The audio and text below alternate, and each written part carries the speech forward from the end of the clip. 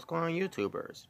It's the Natural Born Thriller, and welcome everyone to WWE NXT Review, the show from October 16th, 2019. They were at Full Sail University in Winter Park, Florida. Your commentators were Mauro Renaro, Beth Phoenix, and Nigel McGuinness. And like I said, what pertains to my AEW Dynamite, basically the All Elite Wrestling review with AEW Dynamite from October 16th, 2019. I will no longer be talking about the ratings and all that, and I'll be doing that video on another time. I don't know if it will be uploaded before or after this this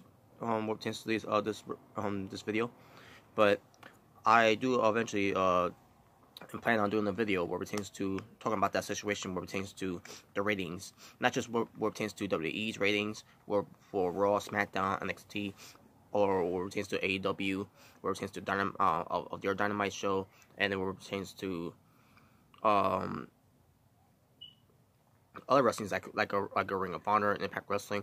But it's gonna be more talk about WWE and AEW in general. So, but that's not here or there. That'll be for another video. But again, I don't know when that'll be uploaded. Only time will tell. And hopefully, it won't be that long either. I just want to get to the point.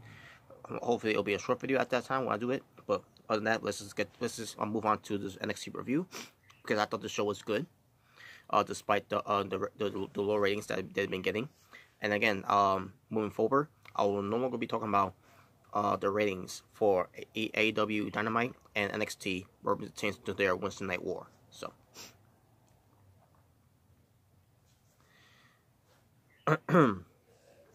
we get Tommaso Ciampa versus Angel Garza. This ends up being a good match. This is Ciampa's return match here against Angel Garza. These guys look like they gel well together. Good chemistry. So it didn't last that long either, folks. Angel Garza ends up getting beaten by Tommaso Ciampa, obviously, because it was good. This was a showcase for Ciampa's return here, and Ciampa won with the Widow's Bell, which is the dripping DDT they give to Angel Garza. The same DDT dripping off the ropes and all that that he's been doing that to Gargano and to others all year, So yeah, it was like I said, a good match for Ciampa. Welcome back, crowd's chanting welcome back to Tommaso Ciampa as he gets ready to leave. All of a sudden, Undisputed Era comes out. NXT champion Adam Cole, baby. NXT North American champion Roderick Strong, NXT Tag Team champions Kyle O'Reilly and Bobby Fish. So they came out, and Ciampa had a steel chair in the ring. Get ready to have at it with Undisputed Era. Undisputed Era starts surrounding the ring. Kyle O'Reilly goes to the commentators, and he gives them the USB driver. The USB driver, to say, excuse me, to Mauro Renaro, and to play that later, I guess. As Undisputed Era starts leaving, and Ciampa is looking a little confusing. Why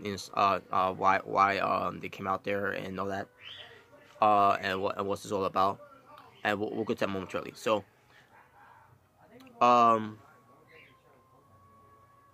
we see Johnny Gargano backstage, for whatever reason.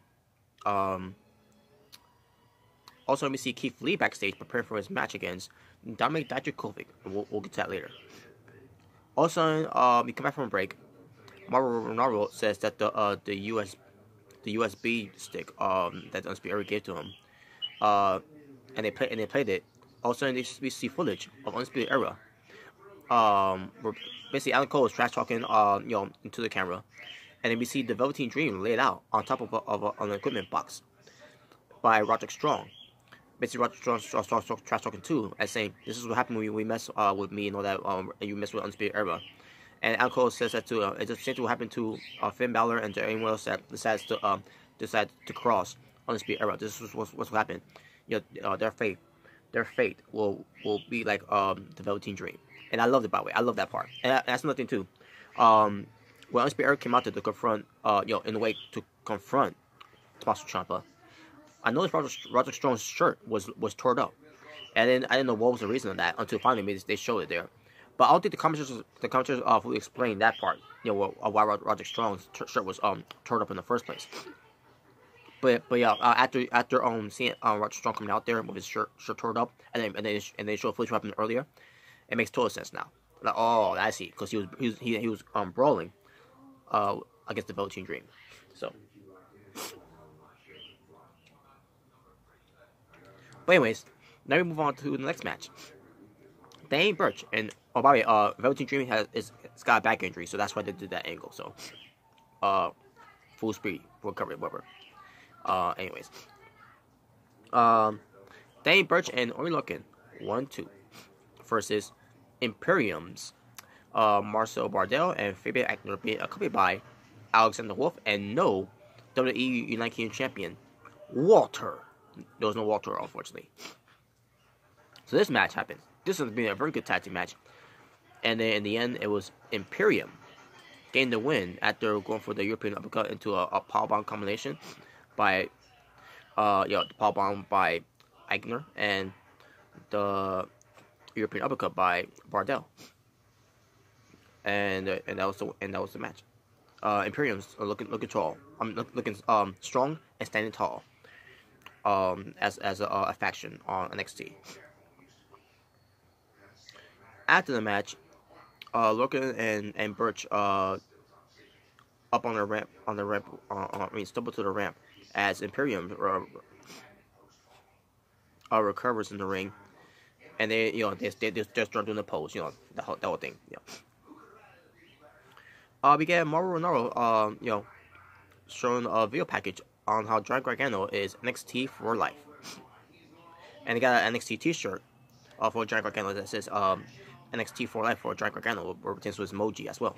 So Gargano says he will do whatever it takes to be NXT champion again. Gargano is backstage with Cathy Kelly, in the interview that was recorded earlier today. I mean on that day, and she asked about about the history with Tommaso Ciampa, and he says it's been documented, and the ups and the downs and all that, and he says it isn't sure where things all stand, but he's gonna find out once they see face to face. So we get a quick video tease of Io Shirai with a cool music playing, and a song. I don't remember who sang it, but I gotta look back at that to see I thought it was pretty good, and especially when it pertains to Io Shirai's dominance, it was pretty good. But this will feature up next, which was Io Shirai versus Kaden Carter. And the match happens. Ends up being pretty decent. In the end, it was Io Shirai getting the win over Kaden Carter with the moonsault. After the match, Io Shirai gets a microphone and says, it's not Rhea Ripley, it's not Bianca Belair, it's not NXT women's champion Shayna Baszler. It's all about Io. And also, Rhea Ripley comes out to interrupt, and she gets into her face. So Io's going to talk. Also, Rhea Ripley snatches it away from her and says, last week Bianca Belair ran her mouth, and she's going to take care of her on the next episode of NXT. I'll get to that momentarily. And she says, but if you better keep your mouth you better keep mine. Maybe try to say this again. Rhea Ripley basically tells Io Shirai to basically tell her to keep her name out of her mouth. So otherwise there's going to be problems. So Io Shirai starts talking in Japanese and all that, and then she starts leaving, and that was basically it. So that's gonna be a teaser of a future match between Io Shirai and Rhea Ripley, and I cannot wait for that.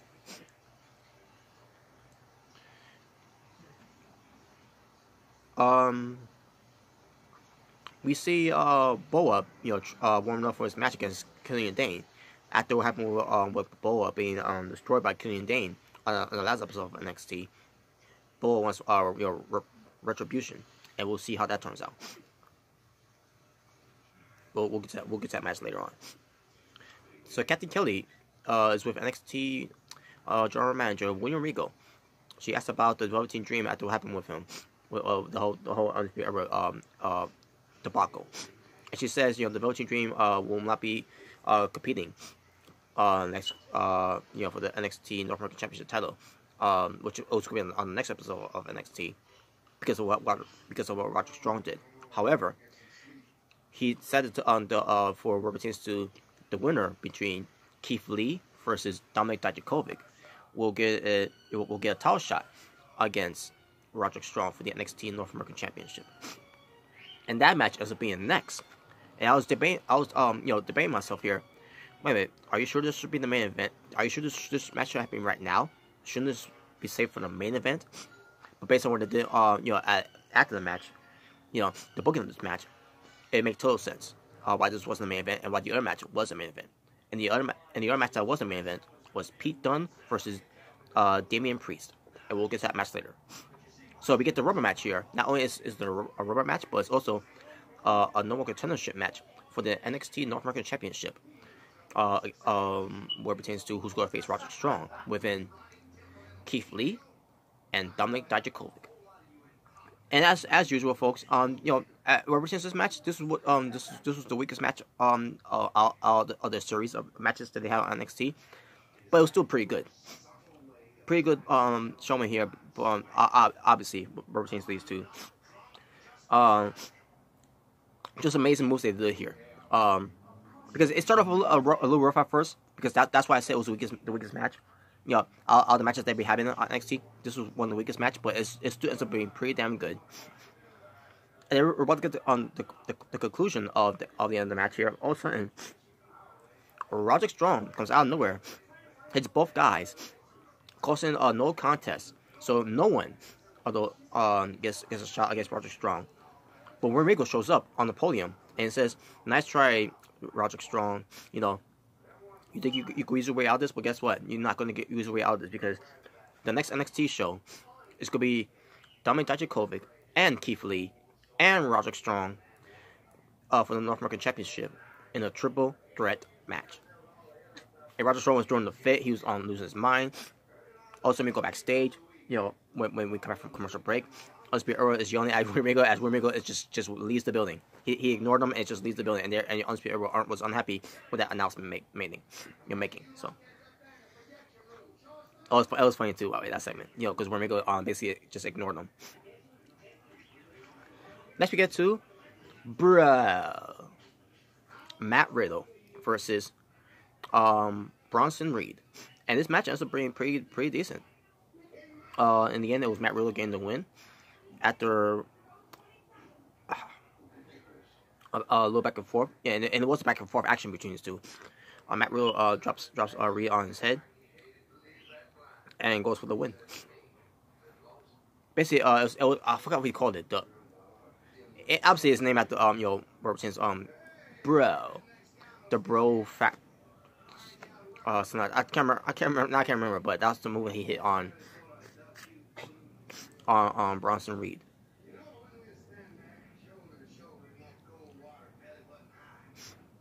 After the match, Matt Riddle gave a fist bump to Reed.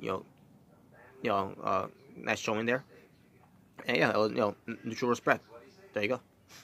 Nothing to say about that. We get the commentators, showing a video package of Bianca Belair, who sends a warning to Rhea Ripley, when it pertains to their match of who wants to go after the NXT Women's Champion and Shayna Baszler.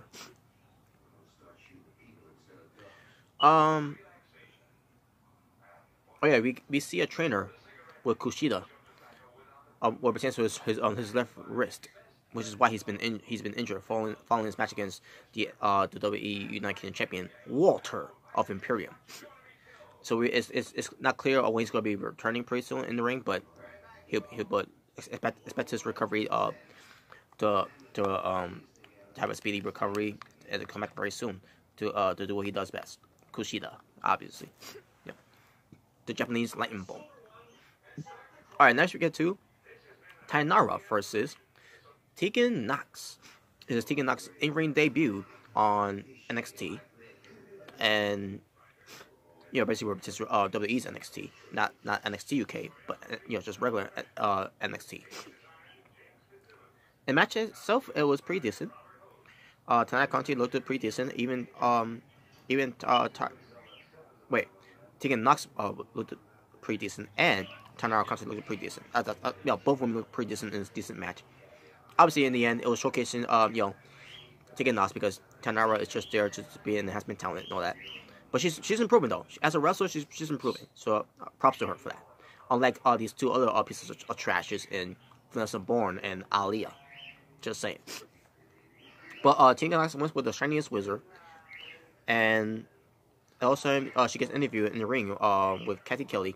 Also, Dakota Kai comes out, and basically she was going to ask her a question. Also, an interruption of the NXT Women's Champion Shayna Baszler, along with Maria Shafir and Jessica Mintuk, and 3 of the 4 horsewomen's. And Shayna Baszler asks if Knox wants to throw her name in the hat, and she does, because she said, "Yeah, I do." And she's like, and then let's ask if that's good. If that's a good idea, And she says that she should ask Dakota Kai, because Dakota Kai knows what Shayna Baszler was all about, firsthand, that, and plenty of times too as well. Even on that whole thing where Shayna Baszler was bullying Dakota Kai, which I thought was ridiculous at the time. If you see my reviews of that, I know what I'm talking about. And she says, basically, just ask Dakota Kai what it's like to be in the ring with Shayna Baszler. Yeah. And she says that Knox is running out of limbs to rehab. Man, Shayna Baszler was being a savage in this segment. And Knox and Kai were trash talking. And then Shayna says Tegan Knox isn't even worthy of a title shot, and calls her out when she's done something, So yeah, basically Shayna Baszler was on point with her promo, and it was good. I enjoyed it. We get a teaser video vignette of Finn Balor, where he has a special message, a special message coming from that night, saying in the lines of saying his past is his future. And I see myself, what's he mean by that? It doesn't come to a conclusion to the next episode of NXT, which I did watch, folks, and I'll get to that one when we get to that when I get to the next NXT review after this one.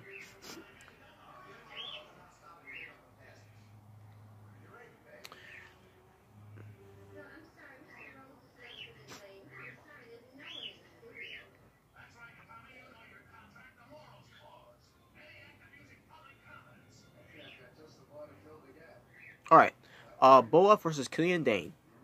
Boa had some offense in the match, but in the end, it was Killian Dane, the dominance of the match, as to gain the win over Boa with a triple trifecta of Vader bombs. And there you go. After the match, Killian Dane walks up the rampway. Also, Pete Dunne shows up.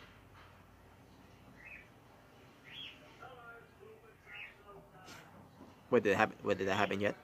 Oh no, wait. Before that, we get a video package of the new NXT Cruiserweight Champion, Lio Rush, and he, it's all about Lio Rush being the NXT Cruiserweight Champion, and Nigel McGuinness put him over, where pertains to Lio Rush's way to face many challengers up in line for a title shot against Lio Rush, because he's the man of the hour and he came to collect. Okay, now we get to Pete Dunne coming out. And he gets confronted by Killian Dane. Killian Dane's pointing the finger at him and all that. He's basically saying you're gonna be next if you. And then Pete Dunne gets his finger and then breaks it. And Killian Dane was like, ah.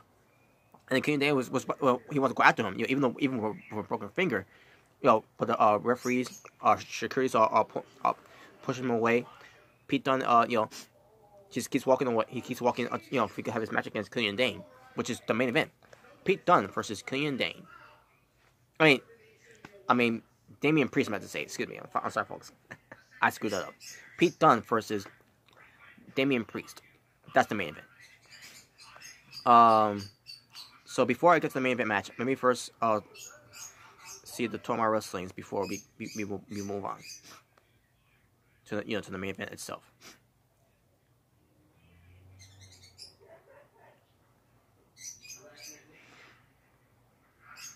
Eight matches. Okay. because it was main event, Pete Dunne versus Damian Priest, and again, I was saying to myself again, you know, and nothing against Pete Dunne and Damian Priest, but I feel like you know, the Keith Lee versus Dijakovic should have been the main event based on how they you know, the match, you know, stipulation was changed, you know, where it pertains to getting a title shot after the whole you know, Undisputed Era debacle, where it pertains to being up on Velveteen Dream, you know, storyline wise. But after seeing this match between Pete Dunne and Damian Priest, now I agree. This should have been the main event. This was the right call for it to be the main event of NXT from October 16, 2019 edition. Because this match was pretty damn good.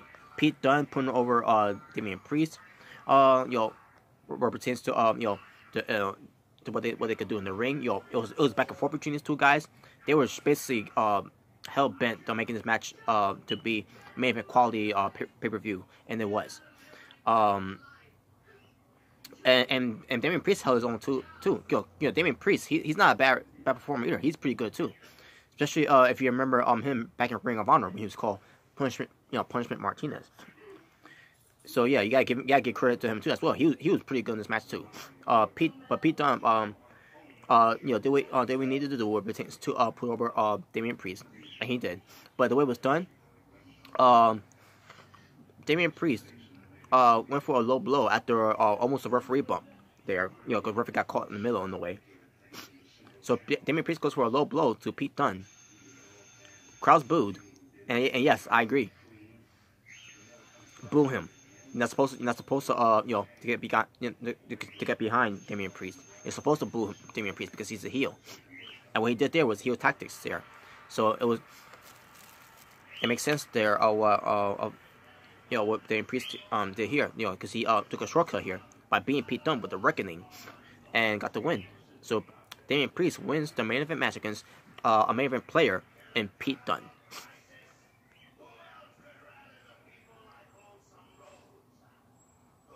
And that was it. Damn good match. Damn good main event.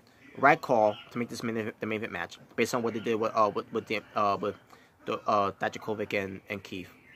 So it was the right call there. Talking about wrestling for WWE NXT, the show from October 16, 2019. 8 matches, like I said before. My overall rating for the show, I'm gonna go with an 8 out of 10. And that being said, thank you all for watching. For It's Natural Born Thriller, saying peace on the streets. For this was your WWE NXT review from October 16, 2019. Until next time, we'll return to the next NXT review for WWE NXT. Take care.